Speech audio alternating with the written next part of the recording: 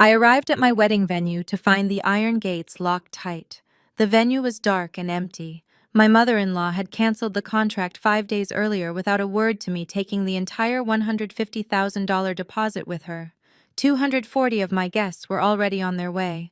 What I did in the next 30 minutes made the local news. My name is Gabby, and at 31 years old I thought I was marrying the love of my life. Instead, I found myself standing on the sidewalk in a custom wedding dress, realizing I was about to go to war. Before I continue this story, let me know where you are watching from in the comments below. Hit like and subscribe if you have ever had to stand up to in-laws who completely underestimated your worth. The crisp October morning air cut right through the delicate silk of my Vera Wang gown. I stood on the cobblestone driveway of the Piedmont estate, staring in absolute disbelief at the heavy steel chains wrapped tightly around the gilded iron gates. The sprawling mansion behind the gates was completely silent.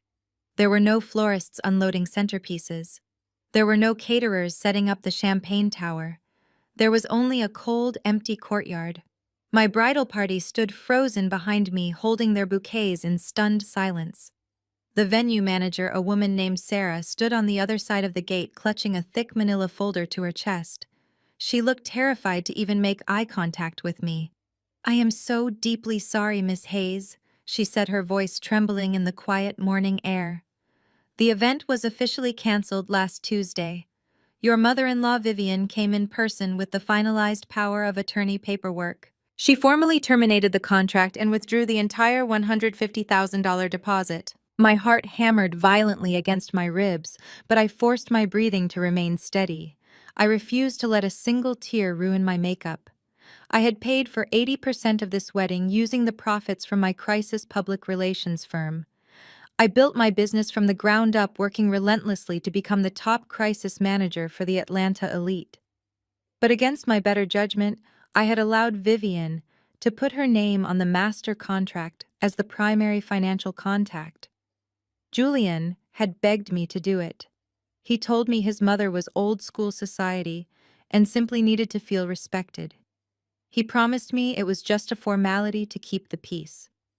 I thought I was extending an olive branch to a woman who had spent the last 2 years treating me like a charity case just because I grew up in the working-class neighborhoods of the West End. Instead, I had handed her the exact legal weapon she needed to humiliate me on the most important day of my life. Sarah shifted uncomfortably behind the iron bars. "Miss Hayes," she continued softly, "Vivian instructed us not to reach out to you. She claimed Julian was handling the communication because the wedding was being downsized and relocated to a more suitable and private venue, the Heritage Country Club." Hearing that name made my blood run ice cold. The Heritage Country Club was a hyper-exclusive establishment where Vivian served on the board. It was also a place notorious for its strict guest policies and elitist environment. Suddenly, everything made sickening sense. Vivian did not just cancel my venue, she hijacked my wedding to filter out my side of the family. My phone began to vibrate wildly in my hand. It was my wedding planner, frantic and panicked. She was parked just 2 blocks down the street with a fleet of luxury charter buses carrying my family. My aunts, my uncles, my cousins, and my childhood friends who had flown in from all over the country to celebrate with me. These were hard-working people who took time off from their double shifts just to afford their plane tickets. These were the exact people Vivian always whispered about at dinner parties, referring to them as loud and unrefined. I declined the call and gripped the phone tightly in my palm. I turned my attention back to the venue manager. "Did she leave any other instructions, Sarah?" I asked, keeping my voice dangerously level. Sarah swallowed hard, gripping the folder tighter. "She said the new guest list was strictly capped at 50 people, only immediate family and select corporate partners for Julian. She explicitly said your extended guest list would not be permitted past the security gates at the country club." A sharp gasp escaped from my maid of honor standing behind me. But I did not gasp. I did not scream. As a crisis manager, I was trained to strip emotion from disaster and focus entirely on the solution. Julian, my supposed protector, knew about this. The man who proposed to me on a private yacht, swearing he would always defend me against his family. Toxic respectability. Politics had stood by and let his mother lock my family out of my own wedding.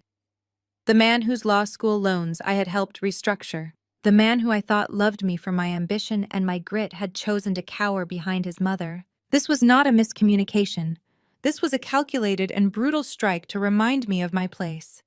Vivian wanted to erase my roots completely and mold Julian into the perfect society husband with a quiet, obedient wife who would just smile for the cameras and write the checks. She thought I would be too embarrassed to fight back. She thought I would collapse on the pavement in my expensive dress and quietly send my family back to the airport in shame. She assumed I would walk down the aisle at her country club with my head bowed, simply grateful to be accepted into her prestigious family. She was wrong. I took a deep breath of the crisp autumn air. I reached up and carefully unpinned the heavy diamond veil from my hair, handing it to my sister. Then I popped the trunk of my limousine and pulled out my laptop, resting it right on the hood of the car. The countdown had officially begun. I had 30 minutes to secure my family dignity and absolutely destroy Vivian's carefully crafted illusion. I was not going to let them win.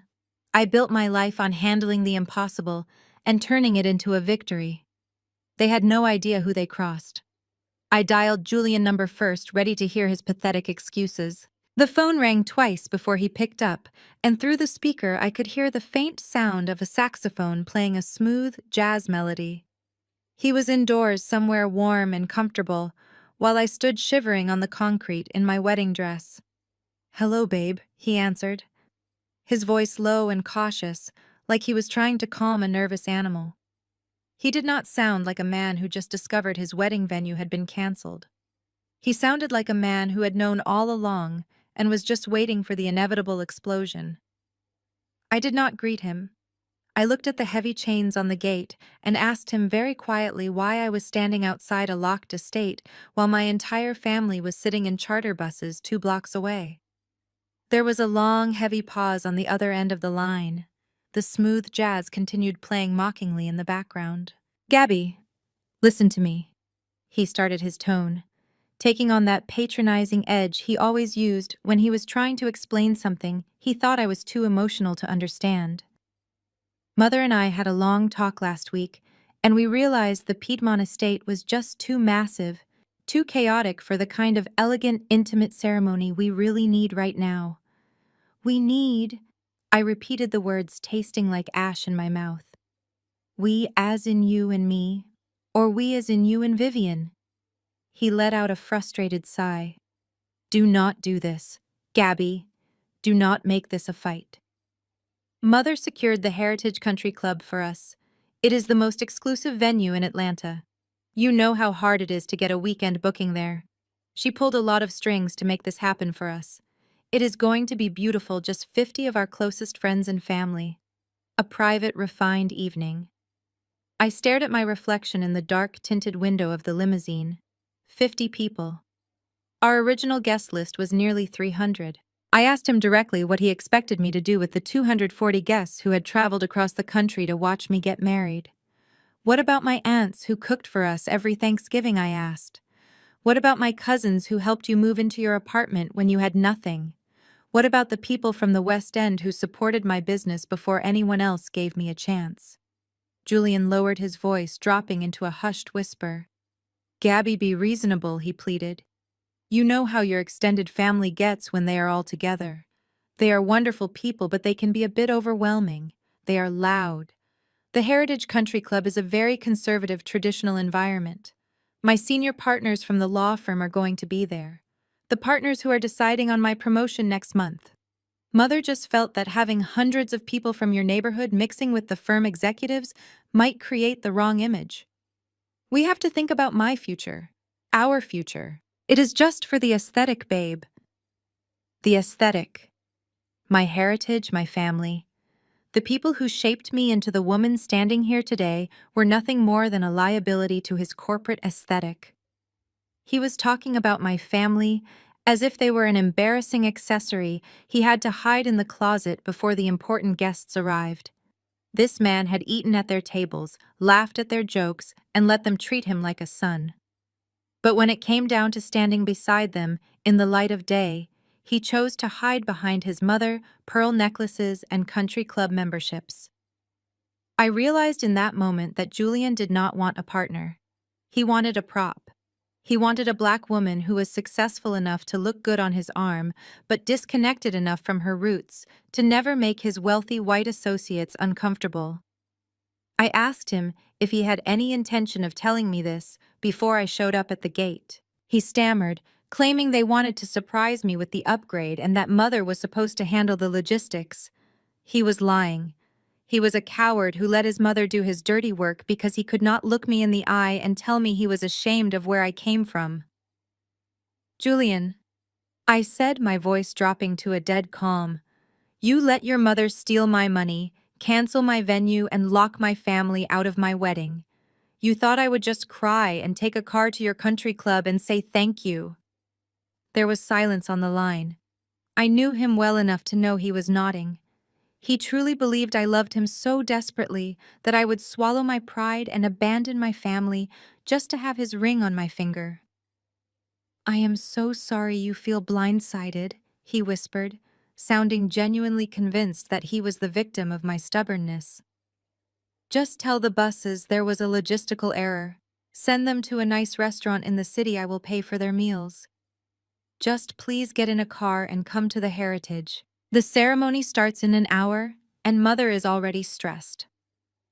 Mother is stressed, I repeated.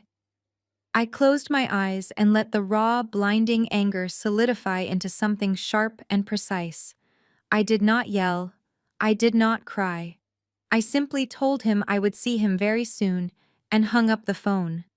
I did not tell him that I had absolutely no intention of sending my family away. I did not tell him that the crisis management skills I used to destroy corporate scandals were about to be weaponized against his own mother. My maid of honor touched my shoulder gently, asking what we were going to do. I turned to face her, feeling a cold smile form on my lips. Before I could answer, a sleek silver Porsche pulled up onto the curb right next to my limousine. The passenger door opened, and a pair of expensive Italian leather shoes stepped out onto the pavement. It was Trent, my future brother-in-law, the white hedge fund manager who had made it his personal mission to remind me at every family dinner that I did not belong in their world. He adjusted his designer sunglasses and looked me up and down with a smirk that made my blood boil. The real confrontation was just beginning, and I was more than ready. He slammed the car door shut and walked toward me with a slow, deliberate stride that screamed entitlement. Trent was the kind of man who believed his wealth made him untouchable. He was married to Julian's younger sister Vanessa, and from the moment we met, he made it painfully clear that he viewed my presence in the family as a glitch in their perfect social matrix. He stopped a few feet away from me, adjusting his cuffs, and looked at my wedding dress with a mixture of amusement and pity. "Well, this is a tragic sight," he said, his voice dripping with condescension. He did not ask how I was doing. He did not offer any false sympathy. He just stood there looking at me like I was a problem he had been hired to clean up. "Mother-in-law sent me to do damage control," he continued, leaning casually against the side of my rented limousine. "She figured you might make a scene, and we really cannot afford any embarrassing viral moments today. So let us handle this like adults, Gabby." He reached into the inner pocket of his tailored suit and pulled out a sleek black leather checkbook. He uncapped a heavy gold pen and quickly scribbled across the paper, resting it on the hood of the car. He tore the check out and let it flutter down onto the glossy black paint right in front of me. I looked down at the piece of paper.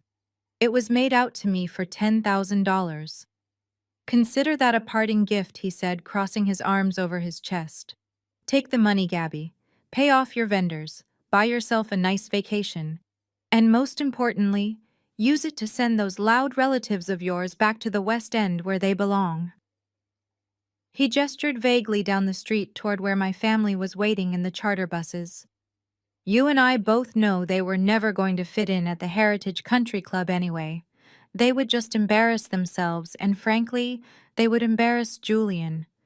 It is better for everyone if you just take the loss and walk away quietly." The sheer audacity of his words hung in the cold morning air. He was looking at me, waiting for my spirit to break. He expected me to snatch the check and run away crying. He expected me to crumble under the weight of his white arrogance and their old money cruelty. But I did not cry.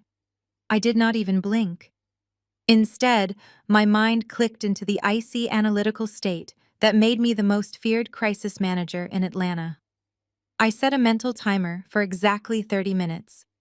30 minutes was all I needed to burn their entire fake empire to the ground. I looked at the $10,000 check, and then I looked back up at Trent. I knew things about him that even his own wife did not know. In my line of work, you hear whispers before they become headlines. I knew his boutique crypto hedge fund was currently bleeding millions of dollars. I knew the Securities and Exchange Commission had been quietly subpoenaing his business partners for the past 2 weeks.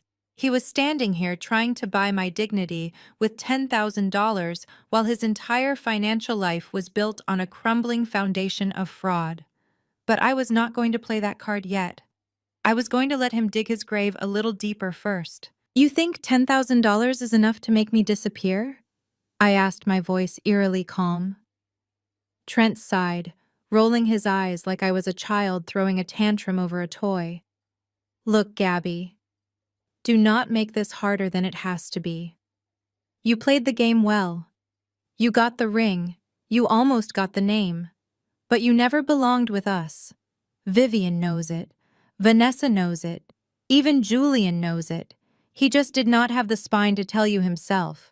So take the money before we have to involve security and make this truly humiliating for you and your people." I slowly reached out and picked up the check from the hood of the car. Trent smirked, thinking he had won. He thought money was the ultimate silencer. I held the crisp piece of paper between my fingers, feeling the heavy, expensive texture of it. Then, without breaking eye contact, I ripped it in half. His smirk vanished instantly. I put the torn halves together and ripped them again, letting the little pieces of paper fall like snow onto his expensive Italian leather shoes. "I do not want your dirty money, Trent," I said, my tone dropping to a lethal whisper. "And you are right about one thing. I do not belong with your family. I am entirely too good for them." I turned my back on him and walked over to the open window of my limousine where my driver was watching the entire exchange with wide eyes. "Tell the wedding planner to start the buses," I instructed the driver. "We are not going home. We are going to the Heritage Country Club." Trent stepped forward, his face flushing a furious shade of red. "Are you insane?" he barked, dropping his calm, collected facade. "If you show up there, Vivian will have you arrested for trespassing. It is a private club, Gabby. You cannot just force your way in with a mob of your relatives. It will ruin Julian's career. It will ruin the whole weekend." I paused at the door of my limousine and looked back at him. The 30-minute timer in my head was ticking down. I smiled a cold, sharp smile that sent a visible shiver down his spine. "Then Vivian better call the police," I said smoothly. "Because 240 of my closest friends and relatives are on their way to crash her private little party. And trust me, Trent, you will want to be there for the grand finale." I climbed into the back of the limousine and shut the heavy door, severing the conversation. Through the tinted glass, I watched Trent pull out his phone, frantically dialing what I could only assume was Vivian's number. He was pacing back and forth, looking less like a wealthy master of the universe and more like a panicked animal caught in a trap. The engine of the limousine rumbled to life beneath me. Down the street, the heavy diesel engines of the charter buses roared as they pulled away from the curb. We were a small army dressed in formal wear, moving with precision toward the heart of the Atlanta elite. I sat back against the leather seats and smoothed the skirt of my wedding gown. They thought they could lock me out. They thought they could erase me. They were about to learn that you never try to outplay the woman who writes the rules of the game. The heavy tires of the limousine rolled over the cobblestone as we pulled away from the gates of the Piedmont estate, leaving Trent standing there in his bespoke suit, looking like a man who had just realized he stepped on a landmine. I pressed the button to roll up the privacy partition separating us from the driver. My sister sat across from me, her eyes wide with a mixture of fear and awe. She asked me if I was really going to crash my own wedding at a private country club. I told her I was not crashing anything. I was simply relocating my guests to the venue that my mother-in-law had so graciously selected for us. I picked up my phone and called my wedding planner, Marcus. He answered on the first ring, his voice tight with panic. He asked what the new plan was and if he should start issuing refunds to the vendors. I told him there would be no refunds and no retreats.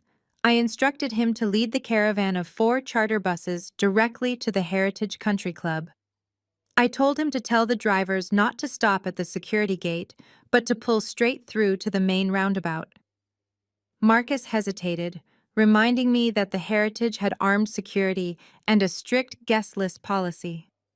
I told him I was well aware of their policies and that he needed to trust me. I had spent my entire career managing disasters, and this was just another Tuesday for me. I ended the call and leaned back against the plush leather seat, closing my eyes for a brief moment. The smooth hum of the engine beneath me felt grounding. My mind drifted back to the early days long before I wore custom Vera Wang and rode in chauffeured limousines. I remembered the agonizing ache in my feet after working double shifts at a diner in the West End just to pay for my public relations degree. The smell of stale coffee and fried food used to cling to my clothes, no matter how many times I washed them. I remembered the nights I stayed up until 3 in the morning drafting press releases for small local businesses on a laptop that was constantly overheating. I did not have a trust fund or a wealthy mother to open doors for me. I had to kick the doors down myself. When I started my crisis management firm, nobody took a young black woman from a working-class neighborhood seriously. The corporate elites of Atlanta laughed at me when I pitched my services. They told me I did not have the pedigree to handle their high-stakes scandals. But they soon learned that pedigree does not fix a collapsing stock price or a federal indictment. I built my reputation by taking on the cases no one else wanted to touch. I worked relentlessly outsmarting the old boys club at every turn until they had no choice but to hire me to save their own reputations. I became the person the city wealthiest families called when their perfect lives were about to shatter. People like Vivian and Trent were exactly the type of clients I dealt with every single day. They were arrogant, sloppy, and overly reliant on their money to hide their mistakes. They thought their bank accounts made them invincible, but I knew exactly how to dismantle their armor. Julian used to say he admired my drive. When we first met, he told me he loved how fearless I was. He said he wanted a partner who was an equal, not just a trophy. But as the months turned into years, I realized he did not want my strength. He just wanted to leech off it. He wanted my connections to get him interviews at prestigious law firms because he had failed his bar exams 3 times. He wanted my financial stability so he could maintain his lavish lifestyle without actually putting in the work. And most of all, he wanted me to shrink myself whenever we were around his mother, so her fragile ego would not be threatened by a self-made woman. I had spent years making myself smaller so he could feel bigger. The limousine merged onto the highway, the caravan of buses following closely behind us, like a protective shield. My sister reached out and squeezed my hand, asking if I was okay. I looked out the tinted window, watching the skyline of Atlanta blur past. I told her I had never been better. For 2 years, I had bitten my tongue and swallowed my pride to keep the peace in a family that actively despised me. I had politely smiled through backhanded compliments from Vivian about my hair and my neighborhood. I had gracefully ignored snide remarks from Trent about my background. I had done everything right according to their impossible standards, and they still tried to lock me out in the cold. But the cold was where I thrived. The cold was where I built my empire. I opened the folder on my laptop and reviewed the documents I had prepared. The screen glowed in the dim light of the limousine, illuminating the legal paperwork that was about to turn the country club fantasy into a waking nightmare for Vivian. I double-checked the power of attorney documents and the corporate registry files. Everything was perfectly in order. The trap was set, and they had walked right into it without even realizing it. We exited the highway and turned onto the winding tree-lined road that led to the Heritage Country Club. The manicured lawns and towering oak trees looked idyllic, the perfect backdrop for an exclusive society wedding. But there was a storm brewing, and it was riding in 4 massive charter buses. I could see the imposing wrought iron gates of the country club approaching in the distance. A lone security guard stood inside the gatehouse, completely unaware of the chaos that was about to descend upon his quiet Saturday shift. I took a deep breath, letting the anger dissolve into cold, hard focus. It was time to go to work. The 4 massive charter buses pulled smoothly past the wrought iron gates of the Heritage Country Club. The lone security guard stepped out of his booth, waving his hands frantically, but my driver simply rolled down his window and flashed the all-access vendor pass Marcus had procured. The guard lowered his radio, looking confused as our heavy vehicles bypassed the checkpoint and began the slow climb up the winding driveway. The country club was an intimidating fortress of old Southern money. White columns supported a massive portico, and luxury cars were neatly lined up by the valet stand. As our caravan came to a halt right in front of the grand entrance, the valets froze.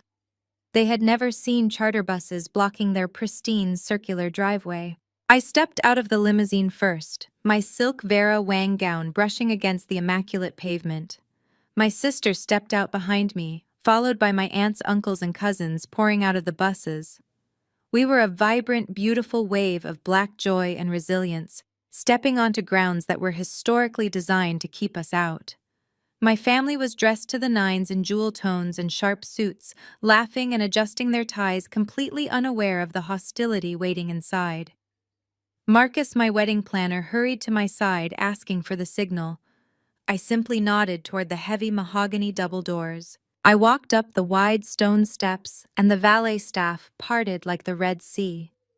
The moment the heavy doors swung open, the lively chatter of my family spilled into the cavernous marble lobby of the Heritage Country Club. The contrast was immediate and deafening. Inside the lobby, a string quartet was playing softly in the corner. 50 elite guests were gathered, holding crystal flutes of champagne, murmuring in hushed, polite tones. They were Julian senior law partners, hedge fund managers, and old money socialites carefully curated by Vivian to reflect her ideal world. The moment we stepped inside, the string quartet faltered, playing a jagged off-key note before stopping entirely. 50 pairs of eyes snapped toward the entrance. The silence that followed was so absolute you could hear the ice melting in their drinks. A collective gasp rippled through the room.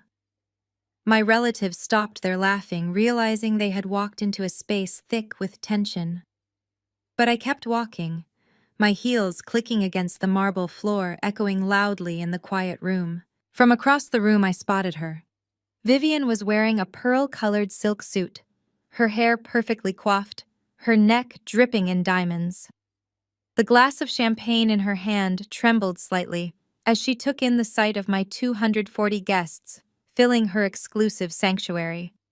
For a split second, genuine panic flashed across her face. But Vivian was a master manipulator. Within seconds, she smoothed her features into a mask of wounded panic. She handed her glass to a passing waiter and rushed toward me, her heels tapping rapidly against the stone floor. She did not greet my family. She did not even acknowledge my sister standing right next to me.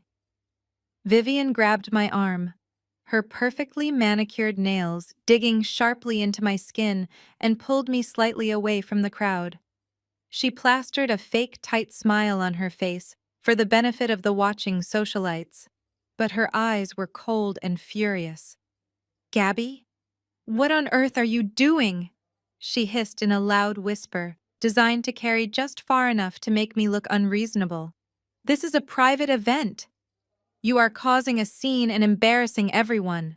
I looked down at her hand gripping my arm and calmly told her to let go. Vivian released me but stepped closer, invading my personal space, trying to physically intimidate me. "I tried to spare your feelings, Gabby," she whispered dramatically, bringing a hand to her chest like a martyr. I really did. I knew you would not understand the delicate nature of Julian's career. His senior partners are standing right over there, the men who hold his entire future in their hands. You bringing this loud mob of people here is completely destroying his reputation. She looked past me at my aunts who were quietly standing together looking uncomfortable under the glaring eyes of the country club members. Look at them, Gabby.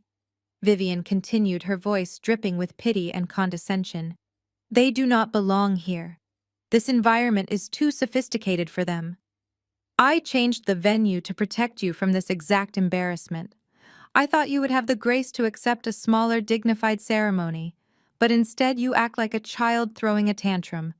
You are proving every single doubt I ever had about you. She was deploying classic gaslighting. She stole my money, canceled my venue, locked my family out, and now she was standing in front of 50 wealthy strangers trying to convince me that she did it for my own good. She wanted me to feel crazy. She wanted me to look at my own family and feel shame. She wanted me to believe that my mere presence in this building was an act of violence against her son's future. Vivian leaned in closer, her voice dropping to a venomous low tone. If you truly love Julian, you will turn around right now and take these people back to whatever neighborhood you dragged them out of. Do not force him to choose between his career and a woman who refuses to learn her place. I stood perfectly still, letting her toxic words wash over me without absorbing a single drop. I did not raise my voice or defend my family. I did not need to. I knew she was playing to the audience of her wealthy friends, trying to paint herself as the put-upon mother dealing with an unhinged bride. She was waiting for me to snap to start yelling so she could point her finger and say she was right all along. She was banking on the angry black woman stereotype to do the heavy lifting for her. But I was a professional. I dealt with corporate psychopaths who tried to spin narratives every day. Vivian was just an amateur playing in my arena. I looked at her directly in the eyes and offered a slow, chilling smile. I am not here to ruin Julian's reputation. Vivian, I said, my voice perfectly modulated, carrying just enough volume for the front row of her guests to hear. I am here to enjoy the wedding reception I paid for. The one you so generously relocated to this beautiful property, using my $150,000. Vivian's face went completely pale. Her mouth opened and closed, but no words came out. She had not expected me to bring up the money in front of her friends. In her world, money was something you had but never discussed out loud. Talking about stolen deposits in the middle of a country club lobby was the ultimate social sin. Before she could recover and spin another lie, a voice cut through the heavy silence. It was Julian walking briskly across the marble floor, his face flushed with embarrassment and panic. Julian moved through the crowd of wealthy onlookers with hurried, frantic steps. His tuxedo looked immaculate, but his face was a portrait of sheer terror. For one brief, foolish second, a tiny part of my heart dared to hope. I thought the man I had agreed to marry was finally stepping up. I thought he had seen his mother cornering me and decided that enough was enough. I waited for him to stand beside me, to take my hand, and tell Vivian that my family had every right to be there. Instead, he did not even look at me when he reached us. He looked past me, staring at my aunts and cousins with wide, panicked eyes, as if they were a disease that had just infected his perfect sanctuary. He grabbed my elbow with a grip that was entirely too rough and dragged me a few steps away from Vivian. The heavy scent of his expensive cologne hit my nose, making my stomach churn. "Gabby, what the hell are you doing?" he hissed, his voice trembling with contained rage. "You are completely out of control right now. You need to get these people back on those buses and leave before you ruin everything." I stared at him, letting his words ring in my ears. I asked him if he was seriously taking his mother's side after she stole my money and hijacked our wedding. I reminded him that the people standing behind me were my family. The same family that had welcomed him into their homes and fed him when he was a struggling law student. Julian shook his head aggressively, running a hand over his perfectly styled hair. "This is not about them, Gabby," he pleaded, dropping his voice even lower. "This is about my life. My managing partner is standing right by the bar watching us. Do you have any idea how long I have worked to get into this circle? You cannot just march a mob in here and turn this place into a circus. My mother was right. You are letting your emotions destroy my future. He looked me up and down, taking in my custom wedding dress and the cold fury in my eyes. Instead of backing down, he leaned in closer and delivered the final blow. Please, Gabby, he whispered, his tone dripping with a toxic mixture of pity and disgust. Just for one day, stop acting like you are still in the projects. Act like you belong with me and fix this. The air in the lobby seemed to vanish. The string quartet in the corner had completely stopped playing. The silence between us stretched out, feeling heavy and suffocating. Stop acting like you are still in the projects. The words echoed in my mind, bouncing off the cold marble walls of the Heritage Country Club. This was the man I had loved. This was the man whose debts I had paid, whose career I had salvaged, whose fragile ego I had nurtured for years.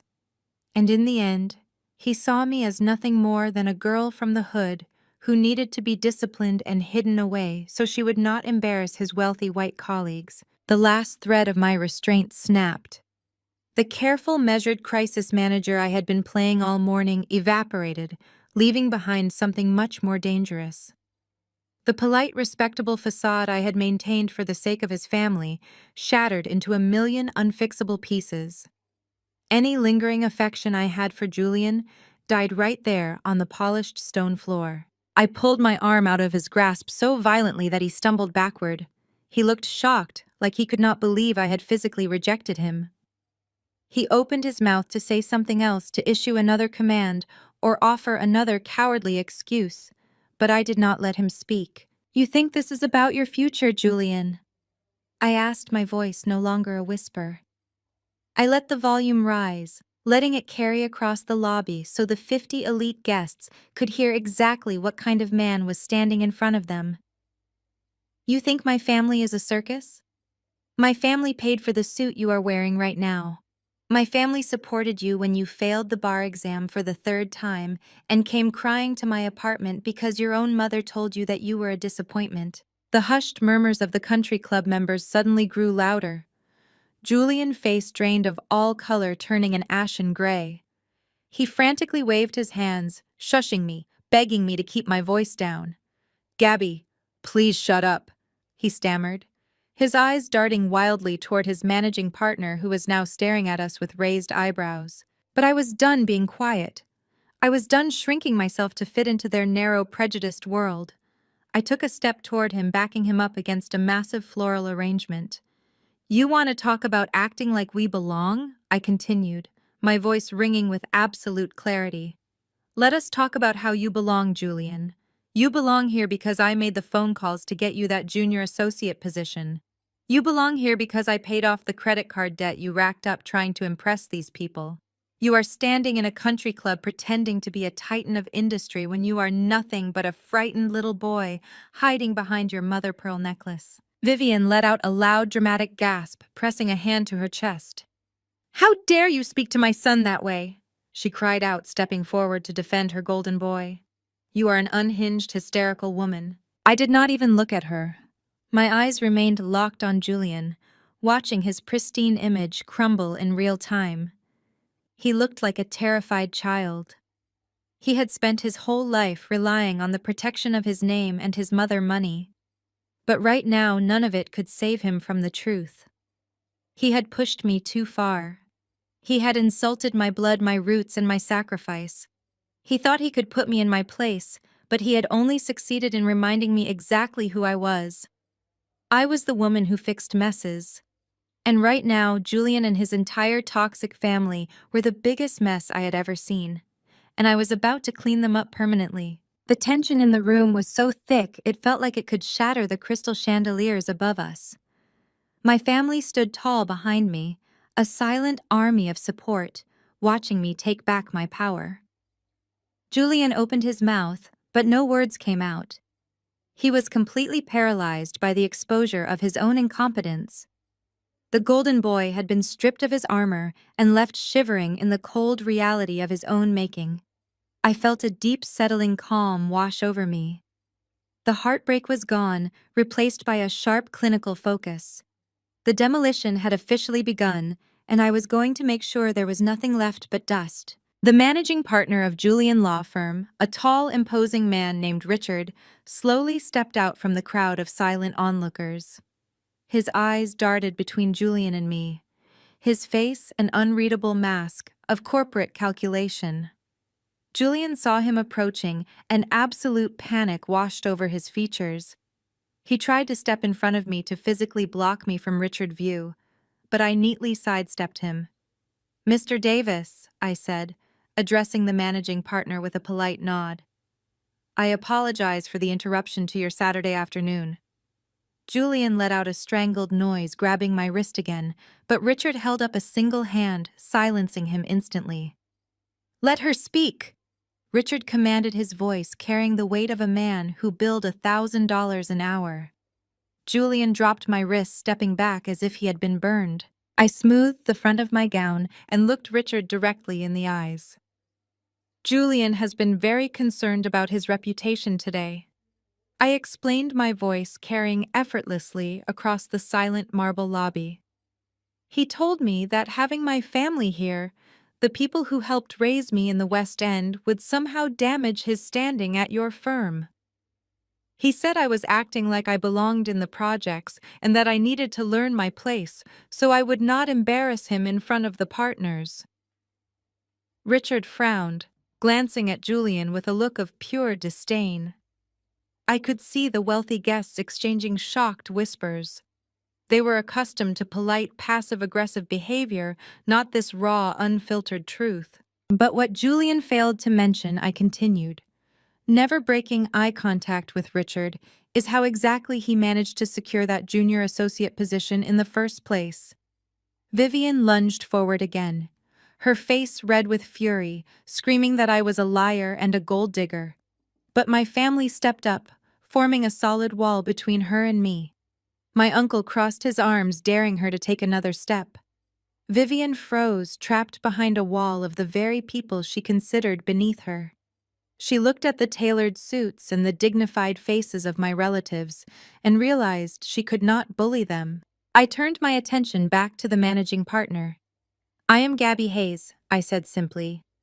"I own the crisis management firm that handled the embezzlement scandal for your biggest tech client last October, the one that kept your firm name out of the federal indictments."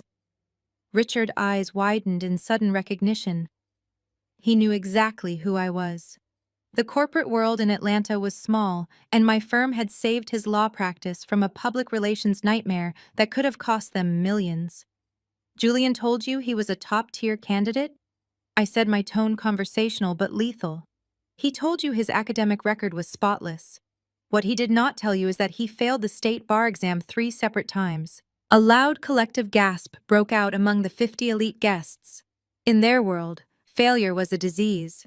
Julian squeezed his eyes shut, his hands trembling uncontrollably at his sides.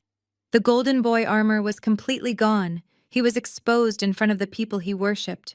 He had spent the last 2 years pretending to be a brilliant legal mind while secretly crying on my living room floor every time the test results came back negative. "I called in a massive personal favor with your hiring committee," I said, delivering the final blow. "I used my equity and my professional relationships to bypass the standard background checks, because Julian begged me to save him from the humiliation of working at a public defender's office. He cried and told me his mother would disown him if he did not secure a job at a top-tier corporate firm. I bought his seat at your table, Mr. Davis. I covered up his failures so he could stand here today and sip champagne with you. And today, he had the nerve to tell me that my family does not belong here." The silence that followed was absolute. Richard stared at Julian, who was now looking down at the marble floor, unable to meet his boss' gaze. The tension was suffocating. "Julian, is this true?" Richard asked, his voice dangerously quiet. Julian opened his mouth, but only a pathetic stutter came out. "Mother, handle this," he finally choked out, looking at Vivian with pleading eyes. It was the most pathetic thing I had ever witnessed. A grown man, a corporate lawyer caught in a massive professional lie, and his first instinct was to cry for his mother to fix it. Vivian tried to push past my uncle, her voice shrill and desperate. "Richard, do not listen to this hysterical woman," she begged. "She is just a bitter ex-fiancée trying to ruin him because we upgraded the wedding without her. She has always been jealous of his success. She comes from nothing. Richard, you know how these people are, they want to drag successful men down." Richard did not even look at Vivian. He kept his eyes pinned on the trembling man in front of him. "I do not care about your wedding venue drama," Vivian, Richard said coldly. "I care that a junior associate at my firm lied about his bar exam attempts on his application. An application that I personally signed off on because I was told he came highly recommended by Miss Hayes." Richard turned back to me, his expression softening just a fraction into one of professional respect. "Miss Hayes, I appreciate you bringing this to my attention. We value integrity above all else at our firm."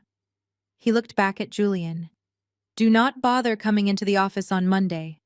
Julian, we will have your belongings mailed to your mother house. You are done." The words landed like a physical blow. Julian's knees actually buckled slightly and he had to lean against a marble pillar to keep from collapsing. The country club guests began whispering frantically, pulling out their phones to text the scandal to everyone in their social circles.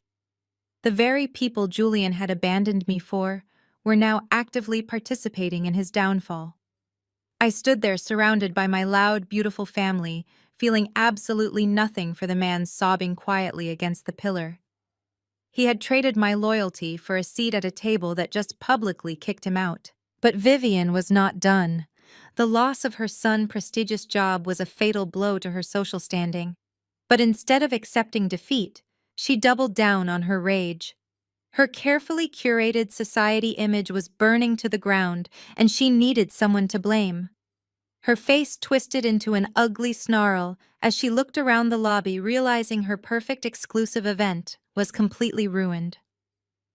She locked eyes with Trent, who had been standing silently near the back, watching his brother-in-law get destroyed. "Trent!" she screamed, pointing a shaking finger at me and my family. "Call the police right now. Tell them we are being harassed and threatened by a mob of trespassers. Tell them they are getting violent.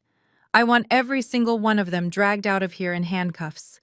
I will not let these people destroy my family." Trent immediately pulled out his phone, a malicious grin spreading across his face. He was thrilled to have a reason to weaponize the law against us. The real war was finally escalating, and they had no idea they were marching straight into a trap I had already set. Vanessa stepped forward, pushing her way past her devastated brother.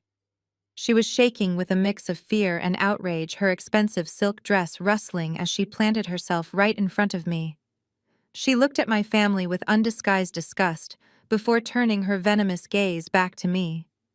"You think you are so clever, Gabby," she spat, her voice shrill and echoing in the massive lobby. "You think coming in here and ruining Julian makes you powerful? But it just proves what we knew all along. You are nothing but a classless thug in a custom gown.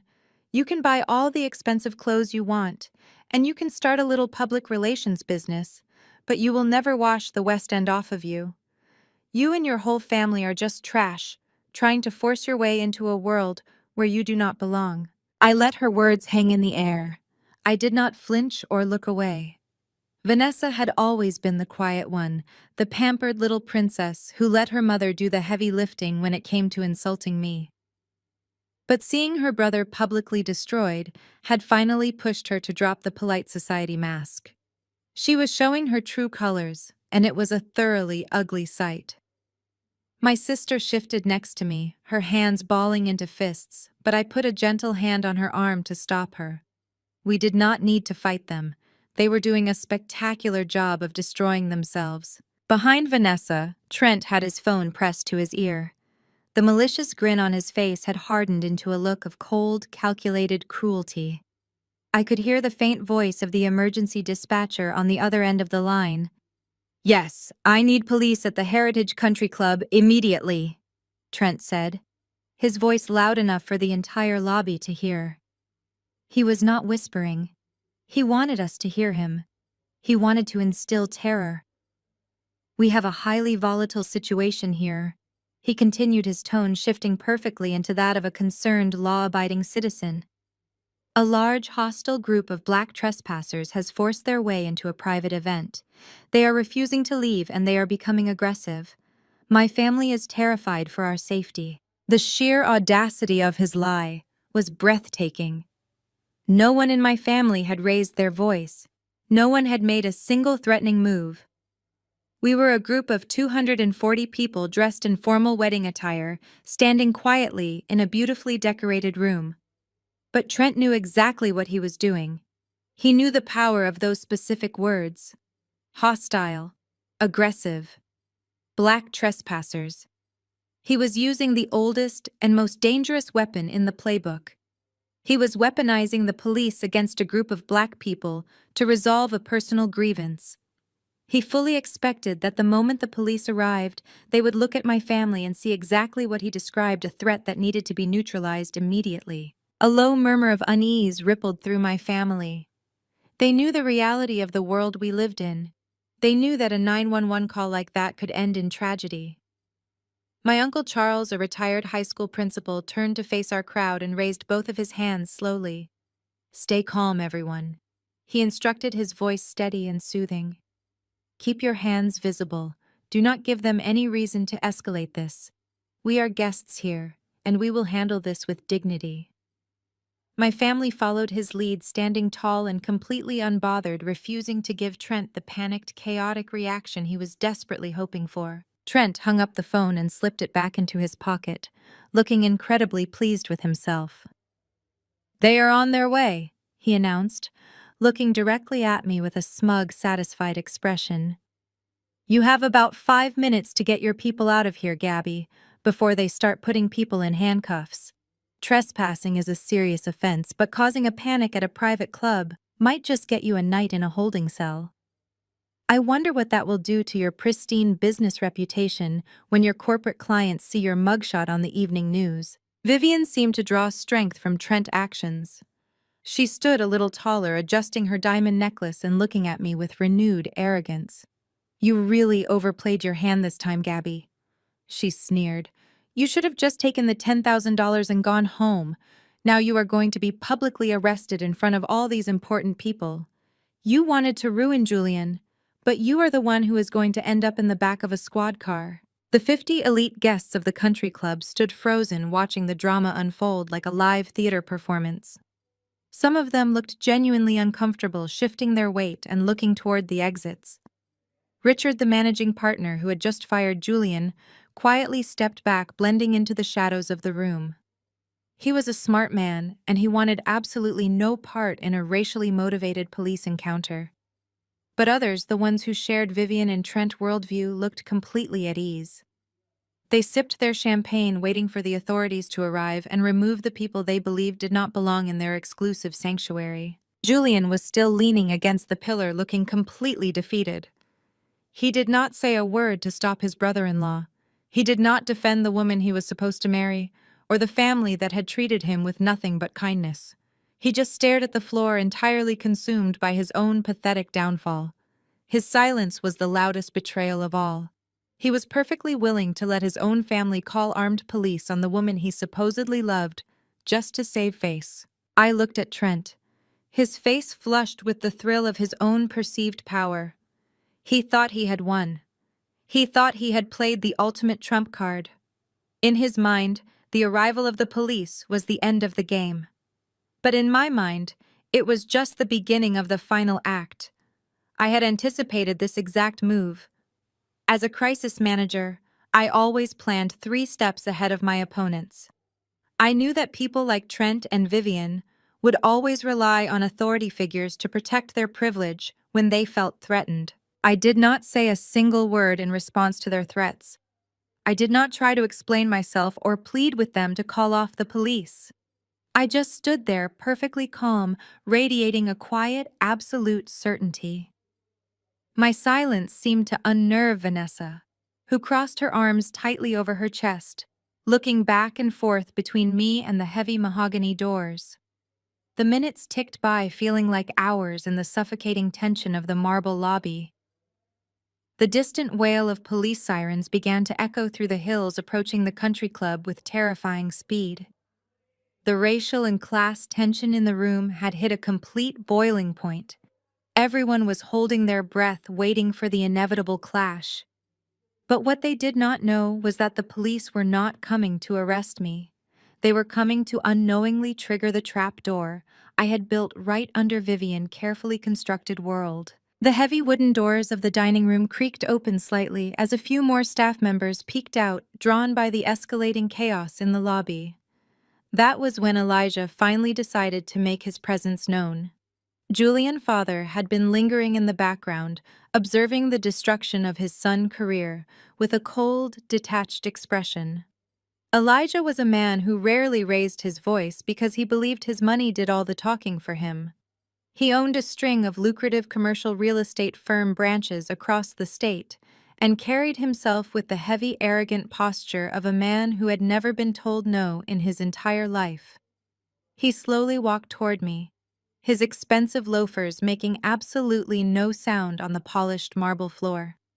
The remaining country club guests parted for him, respectfully acknowledging his status as the patriarch of this toxic family empire. He stopped right in front of me, invading my personal space just enough to be physically intimidating, but keeping his hands casually clasped behind his back. He looked at me with eyes that were entirely devoid of warmth or empathy. "Gabrielle," he said, his voice a low, rumbling baritone that was meant to project absolute authority. "You have made your point. You have embarrassed my son, and you have upset my wife. But this little crusade of yours ends right now." He glanced down at his heavy gold Rolex watch and then looked back up at me. "You have about 3 minutes before those police cruisers pull up to the front doors. If you and your people are not back on those buses by the time those officers step into this lobby, I am going to make it my personal mission to destroy your life." I did not blink. I let him continue pouring out his venom, giving him enough rope to hang himself. Elijah leaned in closer, so only I and the first row of my family could hear him. "I know exactly how much your public relations firm is worth," he whispered menacingly. "I know who your biggest clients are, and I know which corporate boards they sit on. I have a massive team of corporate lawyers on retainer who bill more in a single month than you made in your first 5 years of business. If you force my hand today, I will instruct them to bury your little company in so much frivolous litigation that you will be completely bankrupt before the holidays. I will call every contact I have in the Atlanta business community and make sure you never secure another contract in this city. I will bleed you dry in legal fees, and when you have nothing left, I will take your personal assets too. I will make sure every news outlet in the state runs a story about how an unhinged woman tried to extort my family and crashed a private club. He was trying to trigger my deepest insecurities. He knew how hard I had worked to build my business from scratch. He knew that for a Black woman from the West End, financial independence was the ultimate shield against a world that constantly tried to tear us down. He was threatening to strip away the only armor I had and send me back to the poverty I had fought so desperately to escape. This was the ultimate psychological warfare. He was not screaming or throwing a tantrum like Vivian or Vanessa. He was calmly and clinically outlining my financial execution. He thought the sheer weight of his wealth would crush my spirit. He expected me to look at the flashing red and blue lights that were beginning to reflect off the tall windows of the lobby in panic. He expected me to calculate the odds of a Black woman winning a legal war against a wealthy, connected businessman and surrender. But Elijah had made a fatal miscalculation. He assumed my business was vulnerable because he assumed I played by the same conventional rules he did.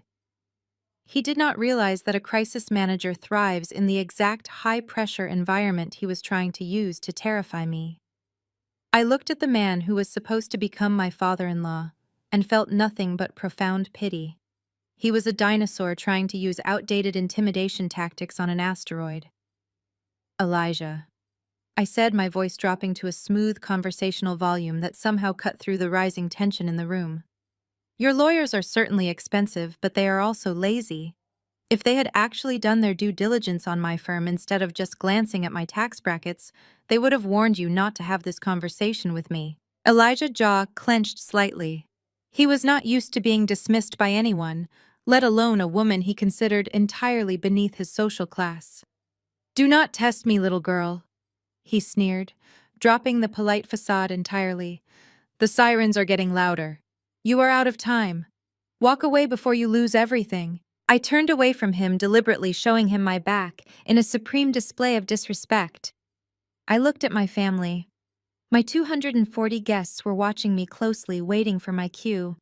They heard the police sirens just as clearly as I did. The wailing sound was echoing off the hills, wrapping around the country club like a tightening noose. My family knew the historical danger of armed police arriving at a scene where wealthy white people were claiming to feel threatened by black presence. The fear in the room was palpable, and it was entirely valid. But they also knew me. My aunts, who had scrubbed floors and worked night shifts so I could buy textbooks in college, did not flinch.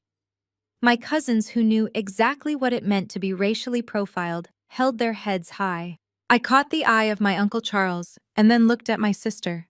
"Do not move an inch," I told my family, my voice carrying strong and clear across the lobby. "Nobody moves. Nobody speaks to the officers when they come through those doors. You let me handle everything. We are not running away, and we are certainly not bowing down to people who steal from us to protect their fraudulent lives." My family stood their ground. Shoulders squared and jaws set, they formed an impenetrable wall of solidarity behind me. Not a single person turned toward the exits. Their absolute trust in me infuriated Elijah more than anything I could have possibly said to him. He realized in that exact moment that he had no power over these people. His money meant absolutely nothing to a community that had survived for generations on loyalty and resilience.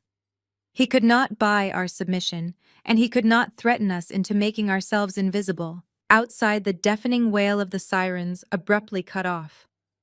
The flashing red and blue lights strobed wildly through the massive glass doors of the country club, illuminating the horrified faces of the elite guests in harsh alternating colors. The heavy thud of car doors slamming shut echoed from the driveway outside. The police had arrived.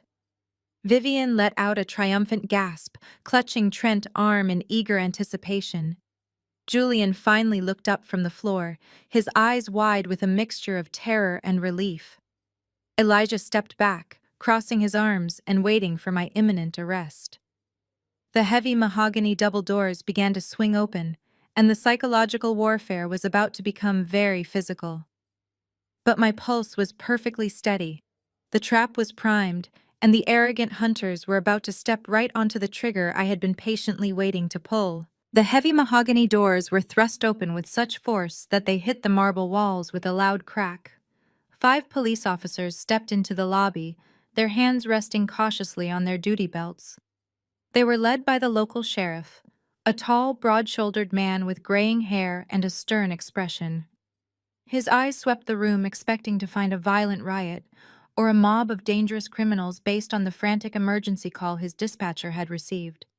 Instead, he was met with the sight of 240 beautifully dressed black men and women standing in perfect silence. The contrast between the emergency dispatch report and the actual reality of the room caused the officers to physically pause. They looked confused, glancing at the string quartet instruments in the corner and then at the 50 elite guests clutching champagne flutes. The hostile takeover that Trent had described looked exactly like what it was, a formal wedding party, standing quietly in a lobby. Trent did not waste a single second.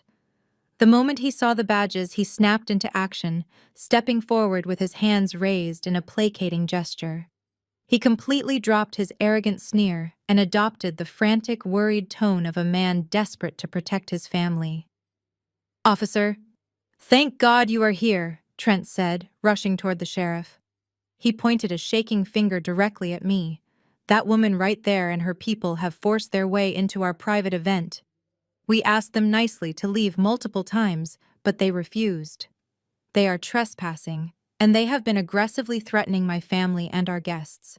We need them removed immediately." Vivian was right behind him, grabbing the sheriff's arm to demand his attention.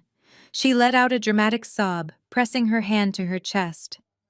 "Officer, please, you have to do something," she pleaded, her voice echoing in the quiet lobby.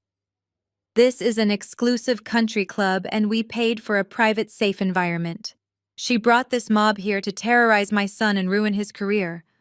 I want her arrested right now. Put her in handcuffs and get these people out of our sight before someone gets hurt." Elijah stepped up behind his wife, adding his deep, authoritative voice to the chorus of lies. "Gentlemen, we are prominent members of this community," Elijah said, looking at the officers with an expectation of absolute obedience. "My name is Elijah, and this is my family.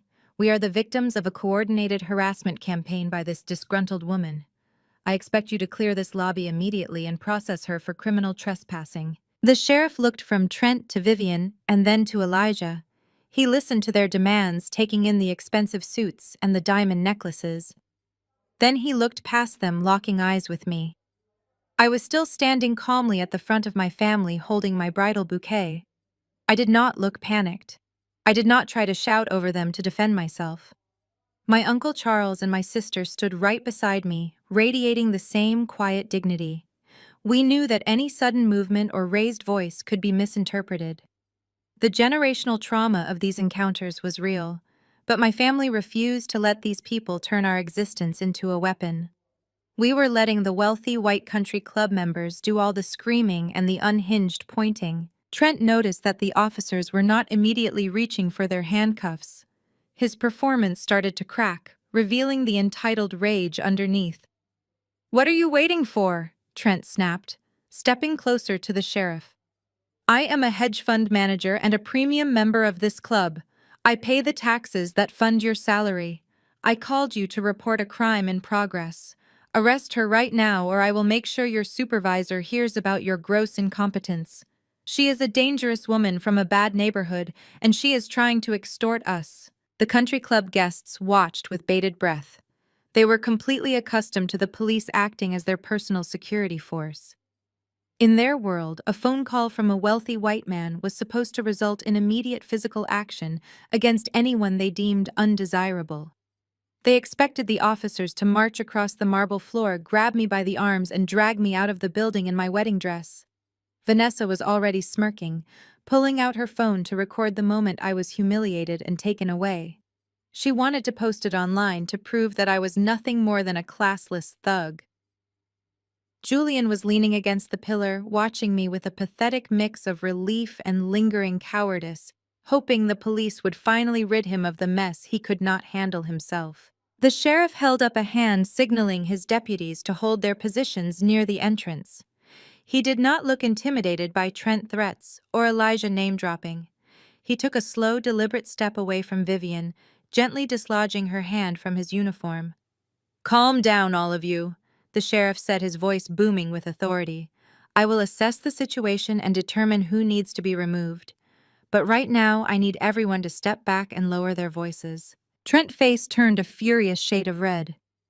"You do not need to assess anything," he barked, pointing at me again, his voice cracking with sheer outrage. "She is standing right there. She does not belong here. She is a trespasser. She does not have a membership and she was not invited. Arrest her right now before I call the mayor and have your badge taken away." The sheriff ignored his escalating temper entirely. He adjusted his utility belt and walked straight toward me. His heavy boots echoed loudly on the polished marble floor, sounding like a ticking clock in the silent room. The 50 elite guests held their breath, leaning forward in their expensive cocktail attire. Vivian crossed her arms, looking incredibly satisfied. She truly believed this was the end of the line for me. She thought her family wealth and status had finally secured their victory. As the sheriff closed the distance between us, my family braced themselves. My sister gripped my hand tightly, her palm sweating against mine, but I squeezed it back, reassuring her that everything was exactly according to plan. I looked at the sheriff as he stopped just a few feet away from me. He looked at my custom Vera Wang dress and then at the composed faces of the 240 people standing behind me, holding their ground with unwavering strength. The lobby was so quiet you could hear a pin drop. The trap was completely set. The audience was watching, and Trent and Vivian had just handed me the match to light the final fuse. The sheriff did not stop walking. He completely ignored Trent, who was still pointing his finger at me like a petulant child. He walked right past Vivian, who was already fluffing her hair for what she assumed would be my dramatic perp walk. He bypassed Elijah, who was standing with his chest puffed out in false authority. The heavy thud of the sheriff boots finally came to a halt when he stood directly in front of me. The entire lobby held its collective breath, waiting for the moment he would reach for his handcuffs and read me my rights. Instead, the sheriff took off his hat, holding it respectfully against his chest, and offered me a polite, familiar nod. "Good afternoon, Mrs. Hayes," he said, his voice echoing in the stunned silence of the room. "It is good to see you again. I am sorry your special day is being interrupted like this." I smiled warmly at him, relaxing my posture. "Good afternoon, Sheriff," I replied, my voice calm and steady. "I appreciate you responding so quickly to the call." The collective gasp that erupted from the 50 elite guests sounded like all the oxygen had just been sucked out of the room. Trent's arm slowly dropped to his side, his smug expression melting into a mask of utter confusion.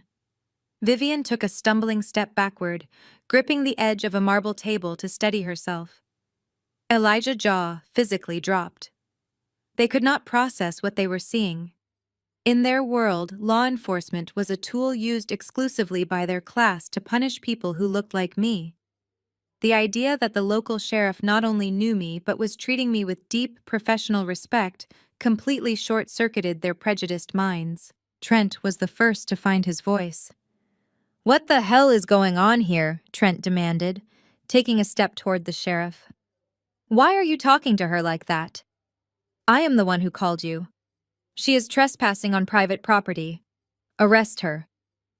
The sheriff turned to look at Trent, his expression hardening into a look of absolute authority. "Mr. Sterling," the sheriff said, his tone no longer polite, "I suggest you lower your voice and step back. You called in a report of a hostile mob threatening your life. Filing a false police report is a felony, and looking at the absolute calm of the people standing here, I would say you are already walking on very thin ice." Trent's face flushed a violent shade of purple. "False report," he sputtered, looking wildly around the room for support. "She does not have a membership here." She forced her way in. "Ask the club manager. Ask anyone. She does not belong on this property." I decided it was finally time to put him out of his misery. I reached into my white silk clutch and pulled out a thick manila folder. It was sealed with a bright red stamp from the state corporate registry. I held it up, letting the heavy silence of the room amplify the weight of what I was about to say. "You are absolutely right about one thing, Trent," I said smoothly, walking slowly toward the center of the room. "I do not have a membership to the Heritage Country Club." Vivian let out a sharp, vindictive laugh. "You hear that, officer?" she cried out, pointing a manicured finger at me. "She admits it. She is trespassing. Get her out of here." I did not look at Vivian. I kept my eyes locked on Trent and Elijah, the two men who prided themselves on their business acumen. "I do not need a membership to a club that I essentially own," I said, my voice ringing with crystal clarity across the marble lobby. The vindictive laugh died in Vivian's throat. Julian, who had been hiding by the pillar, suddenly looked up, his eyes wide with shock. Elijah frowned, stepping forward. "What kind of nonsense are you talking about?" Elijah demanded, his voice wavering slightly. "This club has been owned by the founding families for over a century. You are completely delusional." I opened the folder and pulled out the crisp legal documents. "I am a crisis manager, Elijah," I explained, pacing slowly in front of the stunned crowd. "I fix financial disasters. And this beautiful, exclusive country club of yours has been a massive financial disaster for the past 3 years. You all spend so much time drinking champagne in this lobby that you never bothered to look at the club balance sheets. The Heritage has been secretly bleeding money, defaulting on loans, and facing imminent bankruptcy." I paused, letting the reality of my words sink in. The elite guests began looking at each other, their faces pale with panic. Membership in this club was a status symbol, and the thought of it being bankrupt was a social nightmare. 2 months ago, I continued holding up the documents. A silent private investment group stepped in and bought 60% of the club debt and assets right out from under the founding families to save it from going to public auction. My public relations firm represents that investment group, and because they prefer to remain entirely anonymous, they granted me full legal power of attorney to manage their majority stake. I walked right up to Elijah, holding the red stamped document directly in front of his face so he could read the bold legal print and see my notarized signature. "I do not just belong here, Elijah," I whispered, my voice laced with venom. "I am the majority shareholder. I sit at the head of the board. I sign the checks that keep the lights on in this building. I am the boss." The silence that crashed down on the room was absolute and suffocating. The shift in power was so violent, it felt physical. Elijah stared at the document, his eyes scanning the legal jargon, his face turning a sickly shade of gray. He was a real estate man. He knew exactly what a power of attorney looked like, and he knew instantly that I was telling the truth. The woman he had just threatened to bankrupt, the woman he had treated like a piece of trash from the West End, was the legal owner of the very ground he was standing on. Vivian began to shake her hands, trembling so violently she dropped her clutch. It hit the marble floor with a loud snap, but no one moved to pick it up. "No," she gasped, shaking her head in denial. "No, that is impossible. You are lying. Julian, tell her she is lying." But Julian said nothing. He was staring at me like he was seeing me for the very first time. He finally realized the magnitude of the woman he had thrown away. He had traded a queen for a seat at a table that I actually owned. I turned to the sheriff, who had been watching the entire exchange with quiet satisfaction. "Sheriff," I said, my voice returning to a calm, professional tone. "As the legal representative of the majority ownership, I can confirm that my family and I are here lawfully. However, I cannot say the same for the other 50 people in this room." I pointed directly at Vivian, Trent, and Elijah. "They are holding an unsanctioned private event on my property without my permission. They have harassed my guests, and they have wasted your department time with a fraudulent emergency call." The trapdoor had finally swung open beneath them. The arrogant hunters had marched blindly into my territory, and now they were the ones standing in the crosshairs. The panic in their eyes was the most beautiful thing I had ever seen. My family standing behind me had not made a single sound, but the collective shift in their posture spoke volumes. My Uncle Charles stood a little taller, a proud smile finally breaking across his face. My sister gripped my arm, her eyes shining with unshed tears of absolute triumph. They had watched me swallow my pride for years, and now they were watching me swallow the entire Heritage Country Club. The 50 elite guests who had been judging my family just moments before were now scrambling to distance themselves from Vivian and her crumbling empire. They began whispering frantically, some of them already turning toward the coat check. The illusion of their untouchable wealth had been shattered by a black woman from the West End carrying a manila folder. Trent was completely speechless, his mouth opening and closing like a suffocated fish. He looked at the sheriff, hoping for some kind of bailout, but the sheriff simply rested his hand on his duty belt, preparing to do his job. The power dynamic had completely inverted. I was no longer the uninvited guest. I was the landlord, and the eviction notice was officially being served. I turned back to the sheriff, who was standing with his hands resting casually on his utility belt. "Sheriff," I said, maintaining my professional tone, "as you can see from the documents, I am the legal representative of the majority ownership. I am authorizing my family and our guests to be here today. However, I am formally requesting that you remove the other 50 individuals from my property. They do not have my permission to host a private event here. They bypassed the proper authorization channels to book this room, and they have harassed me and my family. They are the ones who are trespassing." The sheriff looked at the documents one last time and nodded slowly, handing them back to me. "Understood, Mrs. Hayes," he replied, turning to face the crowd of elite socialites. "All right, ladies and gentlemen," the sheriff announced, his voice echoing loudly in the marble lobby.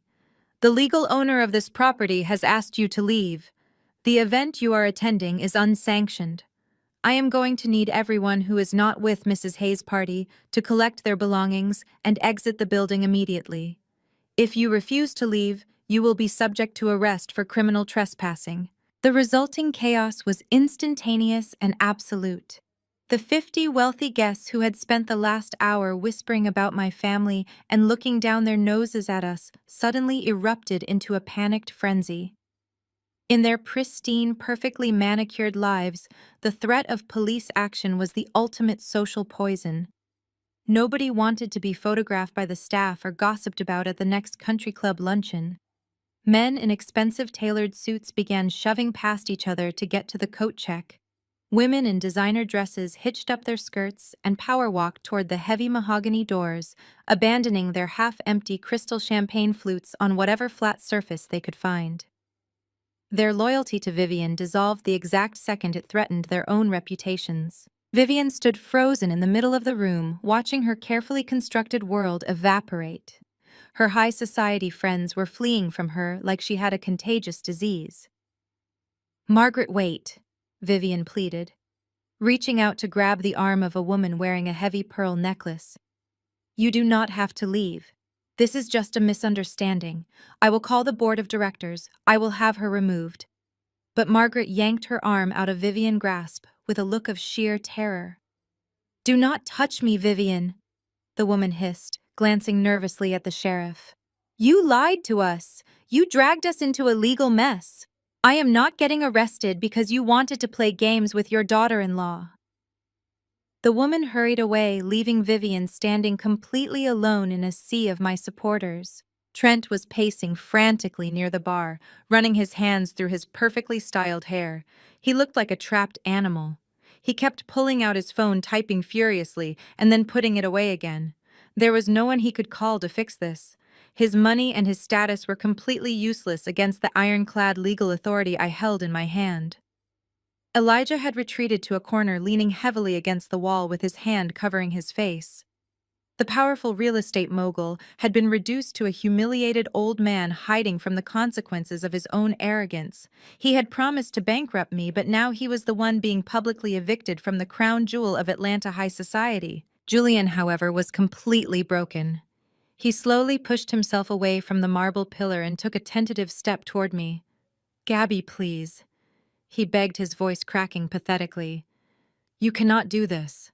My managing partner just fired me. If you kick us out with the police, everyone in the city will know. My career will be completely over. We can sit down and talk about this. We can go back to the original venue. I will pay for it. I will do whatever you want. Just please call off the sheriff and let my family stay.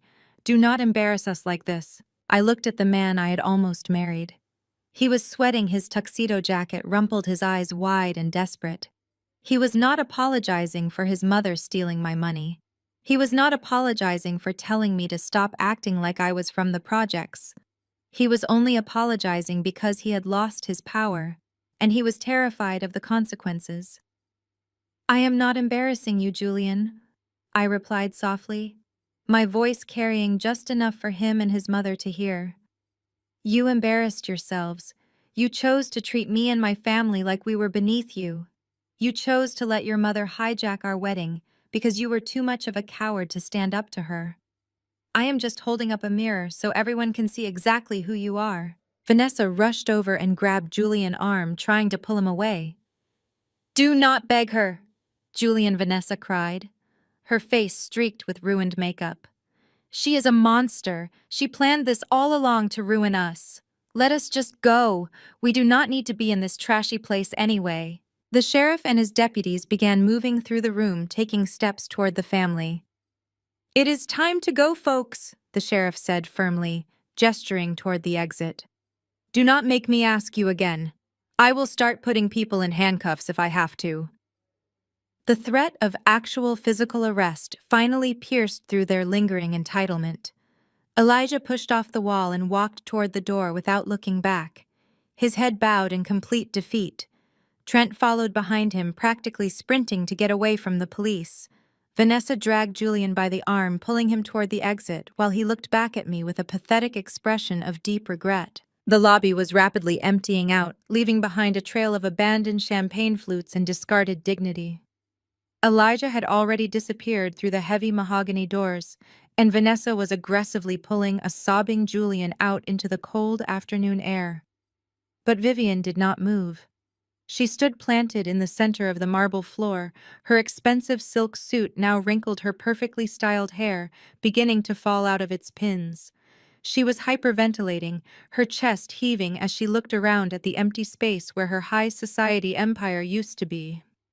The sheriff and two of his deputies approached her, gesturing politely but firmly toward the exit. "Ma'am, it is time to leave." The sheriff said, his voice calm but brooking no argument. "Your party is over. You need to vacate the premises immediately." Vivian slapped the deputy's hand away with a vicious strike.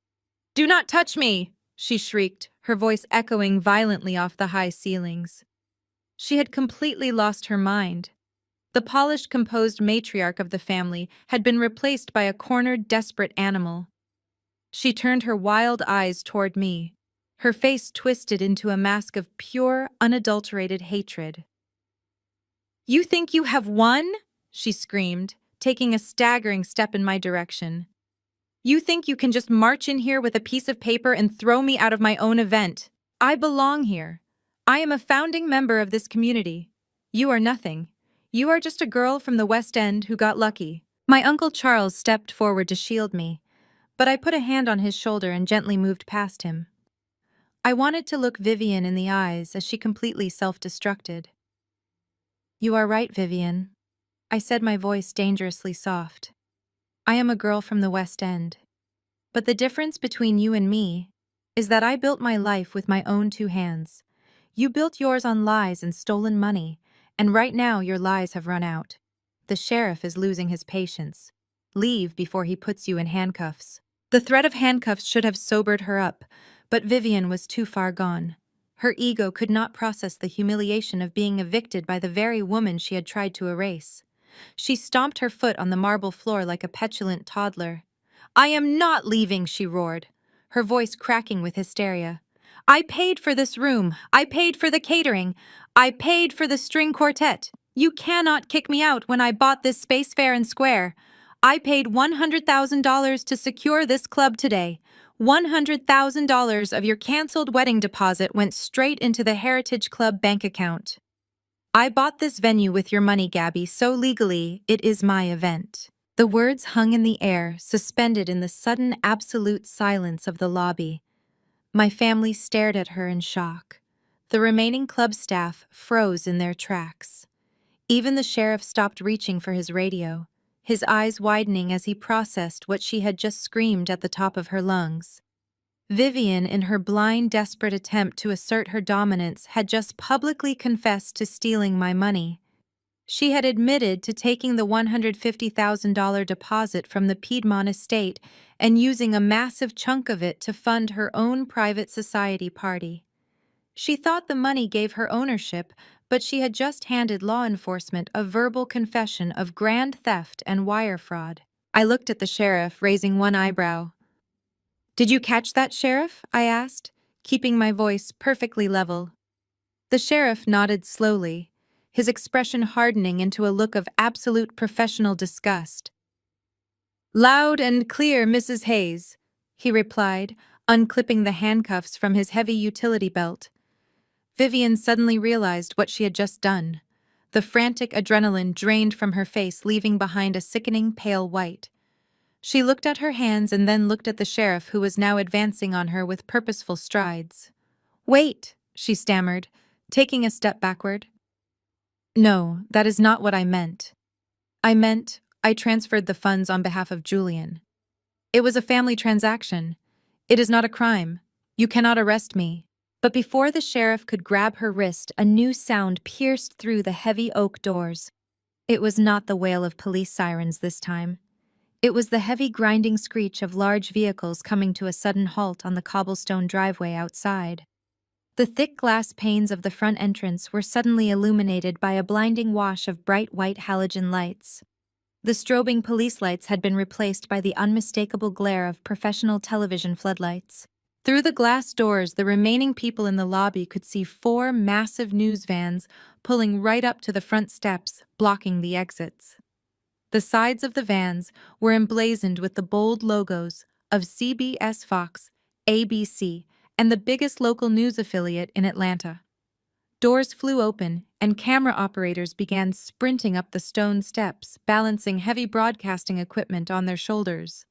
Reporters in sharp suits were right behind them, holding microphones and urgently directing their crews to get the best angles. Vivian stumbled backward, putting a hand to her throat. Her eyes were wide with a terror so profound it looked like she had just seen a ghost. The media was her ultimate nightmare. In her world, a quiet arrest could be swept under the rug with expensive lawyers and sealed documents. But a public broadcast, a live television circus, was a death sentence. She turned to me, her lips trembling. "What did you do?" she whispered, her voice barely audible over the commotion outside. I checked my mental timer. Exactly 30 minutes had passed since Trent tossed that ripped-up check onto the hood of my limousine. I smiled a cold, calculated smile that promised absolute ruin. "I told Trent I was going to make this a grand finale, Vivian," I replied, gesturing toward the incoming flood of reporters. "You see, when you cancel a wedding for a woman who runs the top crisis public relations firm in the state, you should probably expect her to invite her own media contacts to the reception. I called them 30 minutes ago. I told them that the prominent Vivian and her hedge fund manager's son-in-law were involved in a massive financial scandal right here at the Heritage Country Club. I promised them an exclusive story. And you just gave them a beautiful confession right on cue." The heavy mahogany doors were thrust open, and the reporters flooded into the lobby, the bright camera lights washing over Vivian's terrified face. I could hear them shouting questions immediately, asking about the stolen wedding funds, asking about Trent Hedge Fund, asking if the rumors of the Heritage Country Club going bankrupt were true. They were relentless because I had fed them exactly the right breadcrumbs to make this the biggest scandal of the year.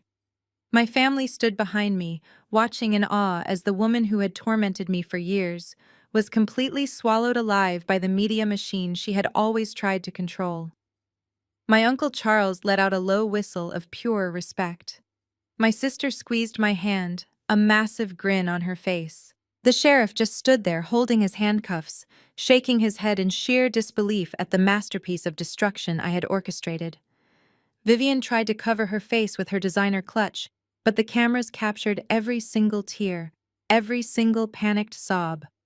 The little red recording lights on the massive lenses blinked steadily, broadcasting her downfall in high definition. She was trapped. The elite society friends who had fled were probably already watching this on their phones in their luxury cars. The humiliation was complete and total.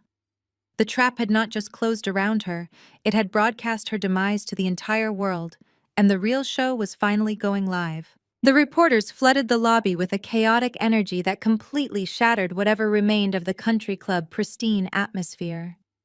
Thick black cables snaked across the marble floors, and the blinding glare of the camera lights illuminated every corner of the room. Microphones from every major local network were thrust forward, forming a tight circle around the center of the conflict. Vivian tried to shrink back into the shadows, holding her designer clutch over her face, but there was nowhere left to hide. The camera operators were ruthless, angling their lenses to capture her ruined makeup and the absolute terror in her eyes. Trent threw his hands up in front of a lens, shouting at a cameraman to back off and threatening to sue the network. But his threats sounded hollow and desperate. He looked exactly like what he was, a guilty man caught in the spotlight. I watched the media frenzy unfold for a few seconds, letting the chaos peak. In my line of work, timing is everything. You have to let the scandal breathe just enough to capture the public attention before you step in and seize control of the narrative. I took a deep breath, smoothed the front of my Vera Wang gown, and stepped directly into the blinding circle of light. The reporters immediately shifted their focus to me. They saw a bride in a custom dress standing in the middle of a disaster zone, and they smelled blood in the water. Questions were fired at me from every direction, overlapping in a deafening chorus. I raised one hand, a simple, calm gesture of authority that I had used in 100 press conferences before. The seasoned reporters recognized the posture of a professional, and the shouting quickly died down into an eager, expectant silence. "Good afternoon, Atlanta," I said, looking directly into the lens of the closest camera. My voice was steady, carrying the polished cadence of a woman who was entirely in her element. "My name is Gabby Hayes. I am the founder and lead director of the Hayes Crisis Management Group. Many of you know my firm from the corporate restructuring cases we handled downtown last year. But today, I am not here representing a client. Today, I am speaking to you as a bride who arrived at her wedding venue this morning only to find the gates chained shut and her life savings stolen by the very people she was about to call family." I paused, letting the weight of my words transmit through the lenses and into the living rooms of thousands of viewers. A murmur rippled through the press pool. They had come expecting a story about a country club dispute, but I was handing them a prime-time soap opera wrapped in a white-collar crime. I turned my body slightly, gesturing toward the corner where Vivian and Trent were backed against the wall. Behind me, the sheriff and his deputies stood by, watching the broadcast unfold with grim expressions. "The woman hiding behind her purse is Vivian," I continued, my tone shifting from professional to sharply poignant. "She was supposed to be my mother-in-law. The man standing next to her, shouting at your crew, is Trent, her son-in-law and the manager of a local hedge fund. Earlier this week, Vivian forged documents to cancel my wedding contract at the Piedmont estate.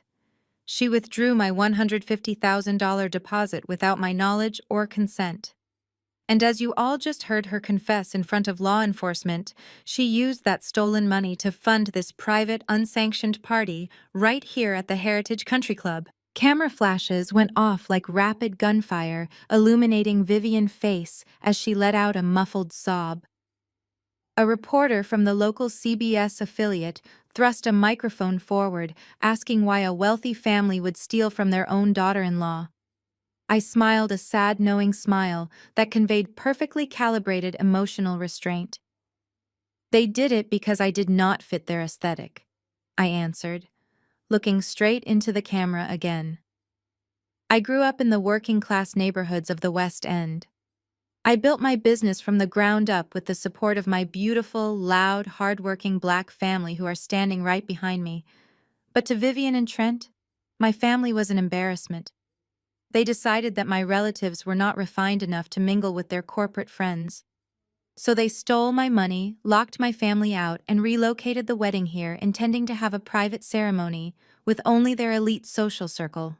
The reporters eagerly scribbled on their notepads. The narrative was irresistible. It was a story of class warfare, racial prejudice, and old money arrogance colliding with self-made resilience. I was painting a masterpiece of public destruction. I did not have to shout or act hysterical to make my point. My absolute calm was the most damning evidence against them. I was standing in a high society lobby in a ruined wedding dress, calmly dismantling an empire, while the supposedly refined elite acted like cornered criminals. They assumed I would be too ashamed to fight back. I said, my voice ringing with quiet power. They thought because they have country club memberships and hedge funds, they could use the police to silence me when I showed up to claim what was mine. Less than 10 minutes ago, Trent called 911 and falsely reported a hostile mob of Black trespassers, hoping the sheriff would arrive and arrest my family. He tried to weaponize the law to cover up his mother-in-law theft. Another shockwave went through the press pool. The reporters immediately turned their cameras to the sheriff, who nodded grimly, confirming the false police call. Trent's face went completely white. He realized I had just broadcast his racist attempt at police intimidation to the entire city. His hedge fund investors were undoubtedly watching. His corporate partners were watching. His entire professional life was evaporating on live television. I had taken the weapons they used to oppress people like me and turned them into a media guillotine. But I was not quite finished. The wedding deposit was just the appetizer. As a crisis manager, I knew you had to save the most devastating blow for the end of the broadcast. I took a step closer to the cameras, preparing to deliver the financial kill shot that would ensure none of them ever recovered. I reached back into my white silk clutch and pulled out a second manila folder. This one was thicker than the first, and it did not have a red state registry stamp. It had the sharp black logo of a forensic accounting firm. The reporters instantly leaned in closer, their microphones practically brushing against my gown. The only sound in the room was the rapid clicking of camera shutters. I opened the folder and pulled out a stack of high-resolution printed bank statements. "I told you that Vivian stole my $150,000 wedding deposit," I said, my voice cutting through the silence like a scalpel. "And she just confessed to using it to pay for this country club event." But that was only half the truth. Vivian did not just cancel my wedding because she hated my family. She canceled it because she was desperate and she needed liquid cash to cover up a federal crime. I held up the first bank statement, turning it so the cameras could clearly capture the highlighted account numbers. For the past 5 years, Vivian has served as the chairperson of the Trinity Hope Foundation, a charity organized by her church to provide housing assistance for underprivileged families in the West End, the very neighborhood she claims to despise. The reporters furiously took notes. Stealing from a church charity was the kind of headline that ended lives. It was the ultimate betrayal of public trust. 6 weeks ago, I continued flipping to the next page. Trent Boutique Crypto Hedge Fund suffered a catastrophic collapse. He had been running a highly illegal commingled fund, and he lost over $4 million of his investors' money overnight. The Securities and Exchange Commission started asking questions. Subpoenas were being drafted. Trent was facing decades in federal prison for wire fraud and securities violations.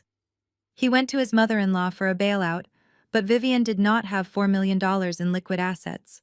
So she did what any respectable high society matriarch would do.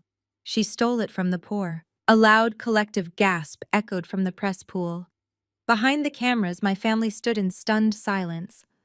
The sheer depravity of stealing from a housing charity to bail out a fraudulent crypto bro was almost too much to comprehend. I pointed directly at the highlighted lines on the bank statements. Vivian used her executive access to drain exactly $4.2 million from the Trinity Hope Foundation. She wired it directly to Trent offshore accounts to temporarily balance his books and keep the SEC investigators off his back. Vivian let out a strangled wail, sliding down the marble wall until she collapsed onto the floor. She buried her face in her hands, sobbing hysterically, but nobody moved to help her. Trent looked like he was going to vomit. His eyes were darting frantically toward the front doors, but the sheriff deputies had already moved to block the exits. There was no escape for either of them. Their wealth and privilege could not shield them from the cold, hard evidence printed in black and white. But Vivian had a major problem, I said, keeping my pace deliberate and relentless. The church board had scheduled an independent audit of the charity fund for next Monday. She needed to put the money back before the auditors realized the accounts were empty. She tried to leverage her own assets, but her credit was overextended. She was out of options and running out of time. And then she remembered that her name was listed as the primary financial contact on a $150,000 wedding deposit at the Piedmont estate. I handed a few copies of the statements to the lead reporters in the front row. They immediately began scanning the pages, their eyes widening as they verified the wire transfers. "She canceled my wedding contract," I explained, watching the realization wash over the faces of the press. "She took the $150,000 and wired it directly into the church charity account, hoping it would be enough to stall the auditors." But she still needed a cover story. She needed a reason for why the wedding was suddenly moved. So she called in a few favors and booked this room at the Heritage Country Club on credit, pretending it was an exclusive upgrade. She thought she could hide her embezzlement behind a veil of snobbery. I continued, my voice projecting over the hum of the camera equipment. She thought she could blame my family for being too unrefined and use that as the perfect excuse to downsize the wedding and hide the missing funds. She wanted to play the victim of a chaotic daughter-in-law while secretly functioning as a white-collar criminal. The sheer audacity of the scheme was laid bare for the entire city to see. The cameras zoomed in on Vivian, who was now rocking back and forth on the floor, a broken shell of the arrogant woman who had tried to destroy me just an hour ago. Trent was hyperventilating, clutching his chest, as the reality of his impending federal indictment crashed down on him. He had tried to weaponize the police against a group of innocent black people to protect a fortune that did not even exist. He wanted my family in handcuffs so nobody would notice that he was the one who belonged behind bars. "You called the police today, Trent," I said, looking right at him while the cameras followed my gaze. "You wanted the authorities to come and clean up your mess. You wanted them to arrest innocent people to maintain your pathetic illusion of superiority. Well, they are here. And thanks to these bank statements, the Federal Bureau of Investigation and the Securities and Exchange Commission will be knocking on your door by Monday morning." The reporters exploded into a frenzy of shouted questions trying to get a statement from Trent or Vivian. The flashes of light were blinding, capturing every angle of their complete and total ruin. The sheriff stepped forward, his face a mask of furious determination. He had been used as a pawn in their racist game, and he was not going to let them walk away quietly.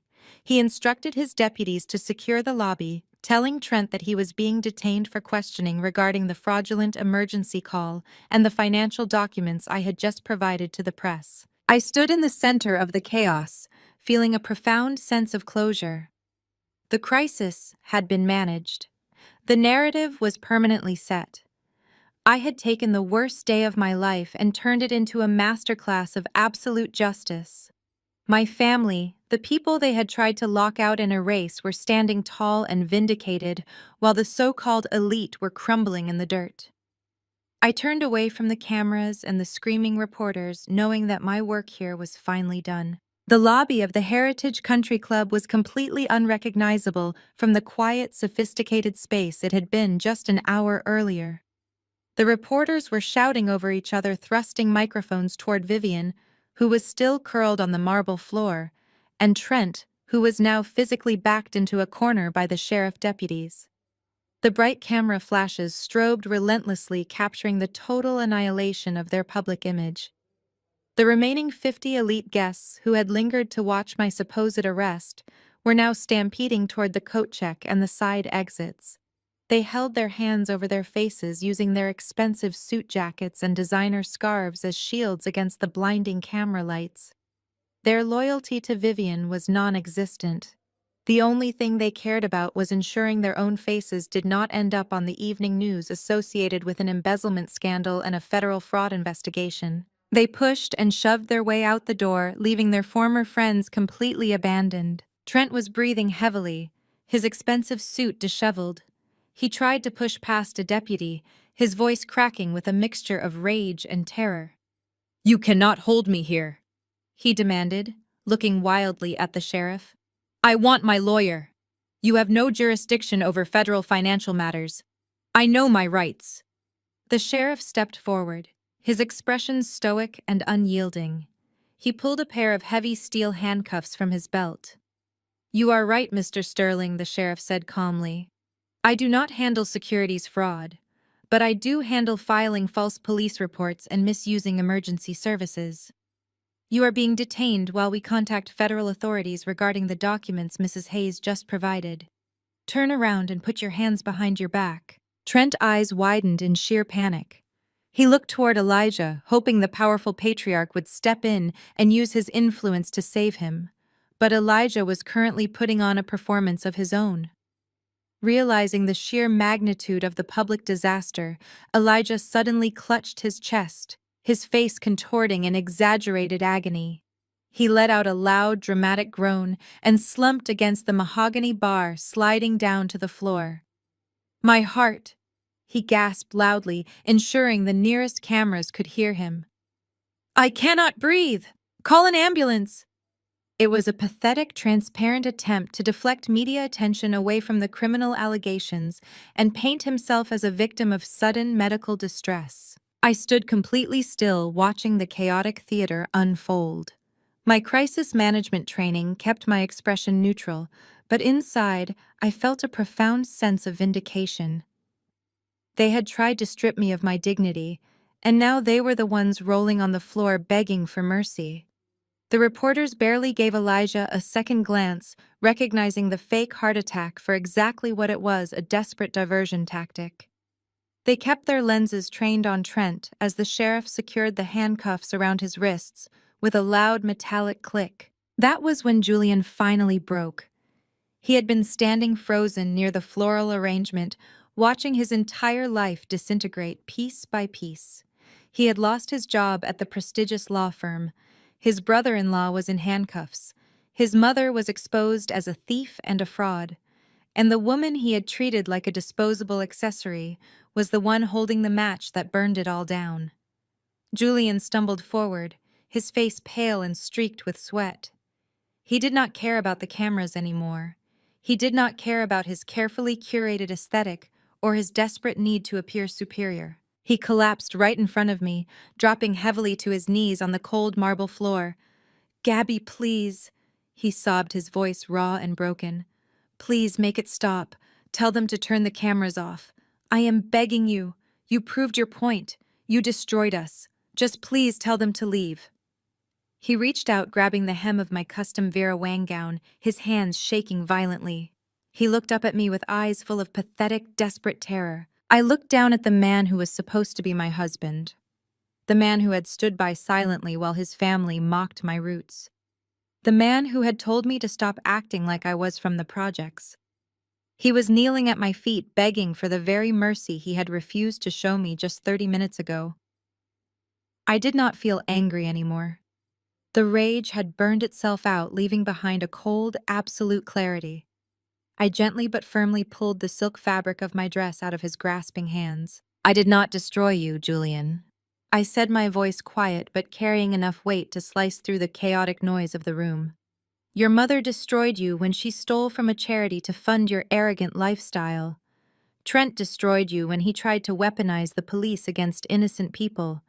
And you destroyed yourself when you chose to protect their lies instead of standing by the woman who built you up." He let out a ragged sob, burying his face in his hands.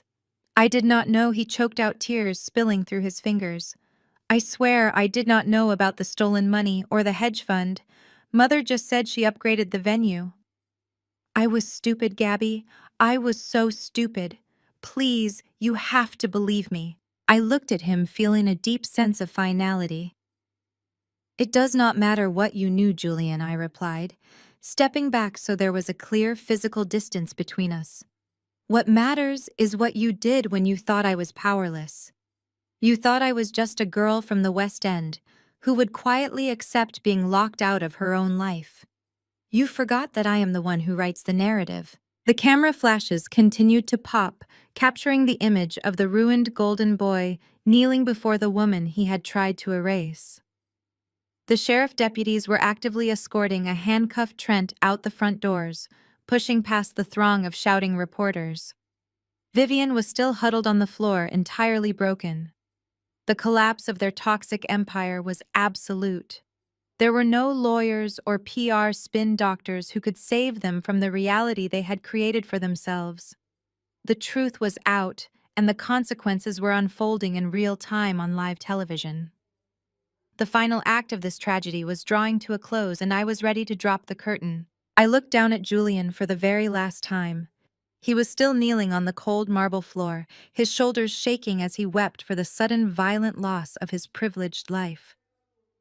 Next to his knee, resting on the edge of a low marble table, sat a crystal champagne flute he had abandoned when the police first arrived. The expensive champagne had long since gone flat. I raised my left hand and looked at the 3-carat diamond engagement ring glittering under the harsh glare of the television lights. It was a beautiful stone, heavy and flawless, but it represented a promise that was entirely hollow.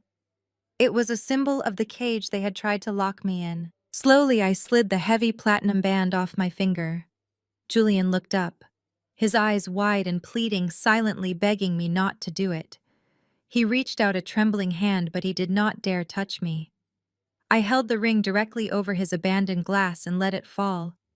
It hit the crystal with a sharp, definitive clink, sinking quickly to the bottom of the flat champagne. I am not just calling off the wedding, Julian.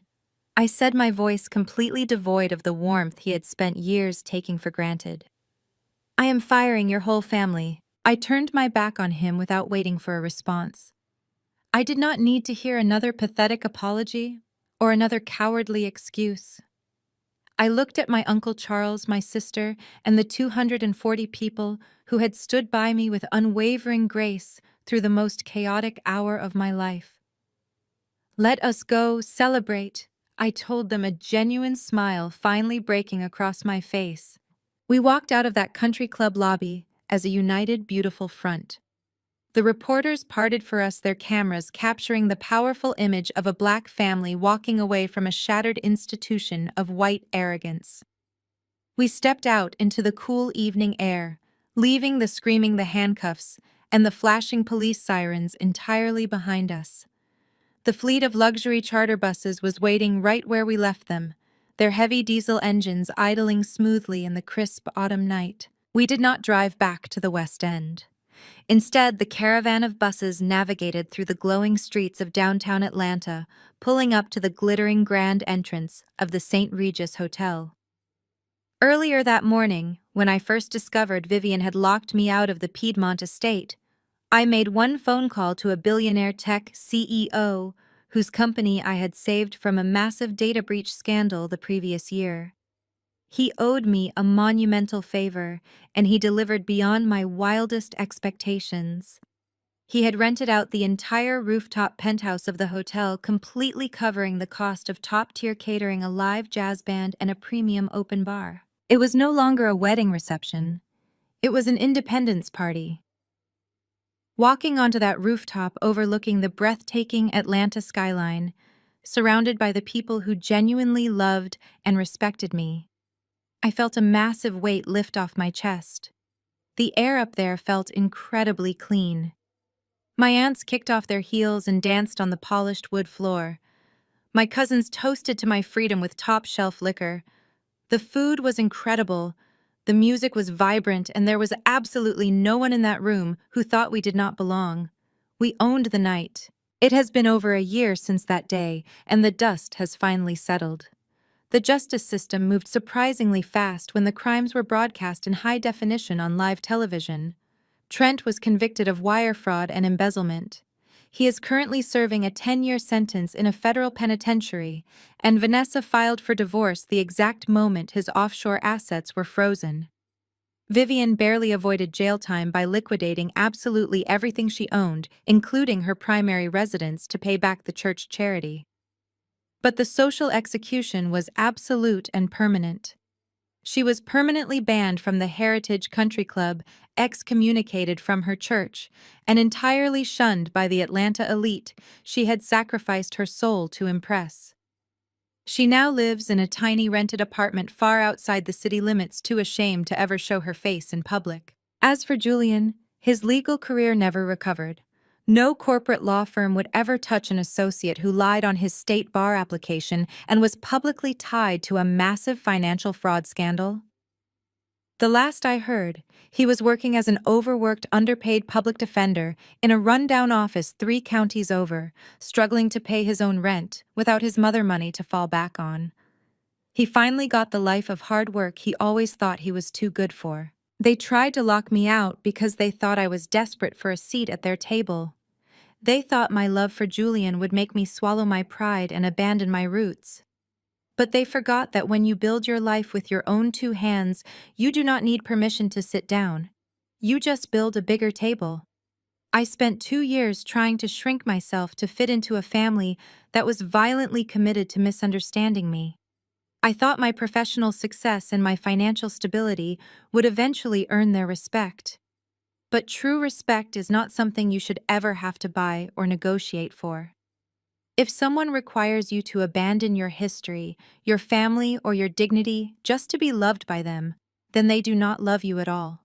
They just love the control they have over you. Walking away from Julian was the most painful decision I ever had to make, but it was also the most profoundly empowering. I chose myself. I chose my family. And in doing so, I protected the legacy of the people who raised me in the West End. I prove that our worth is not dictated by country club memberships or old money aesthetics. Our worth is inherent and it is untouchable. Have you ever found yourself in a situation where you had to walk away from a toxic relationship to protect your peace? Have you ever had to stand up to people who completely underestimated your worth and tried to make you feel small? I would really love to hear your stories in the comments below. Sharing our experiences is how we heal and how we remind each other that we are never alone in these battles. If my story resonated with you today, please hit the like button and subscribe to the channel for more stories about resilience, boundary setting, and taking back your absolute power. Share this video with anyone who might need a reminder that their roots are a source of immense strength, not shame. Thank you so much for watching, and remember that your peace, your dignity, and your independence are always worth fighting for.